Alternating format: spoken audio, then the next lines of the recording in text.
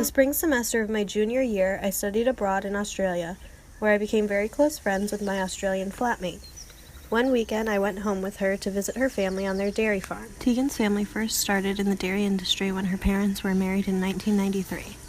Both of her parents came from a farming background. Her dad gave up his trade to move back to the farm.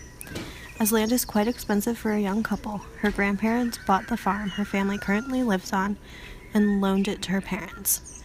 This farm was 300 acres in total, including a house and a dairy. Since then, her family has been fortunate enough to grow and develop the property.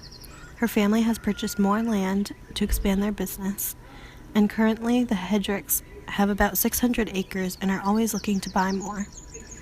On the farm, 400 cows are milked in the rotary. They have around 200 more cows that are maturing and ready for produce.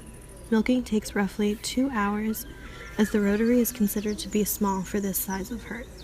Tegan's dad and his 2 workers are usually the ones that milk the cows. However, Tegan and her 3 siblings have spent a lot of time in the shed, either helping out or milking by themselves. The milk is picked up every other day and taken to a factory located an hour and a half away to be turned into cheese or powdered milk. These items are packaged at the factory and then shipped over to Japan to be used in candies and food items. Japan has a very low percentage of dairy farmers compared to the demand for milk.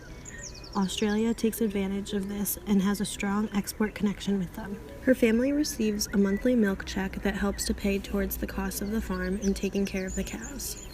Farming is a job that requires you to give up a lot of personal time in order to look after the cows. The cows have to be milked every day, twice a day, to ensure proper milk rotation and produce. Growing up, Tegan's dad would be late on Christmas and Easter because he had to milk. Unlike other farmers who calve seasonally, the Hedricks calve all year round. This means that they are constantly looking after new livestock and rearing them until they are ready to join the herd. Winter is one of the heaviest calving times. Mr. Hedrick is often out in the field at strange hours helping the cows with their births. Other than their cows, the Hedricks have 2 working farm dogs to help round up the cows, a cat to eat the mice in the sheds, 2 horses for recreational use, and 5 chickens for eggs. The family has to be careful about what type of pets they have, because many can carry dangerous diseases for the cows.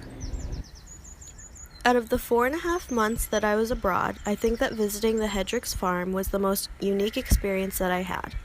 I am so grateful to have made such a great friend and to have gotten a glimpse of what life on a dairy farm is like.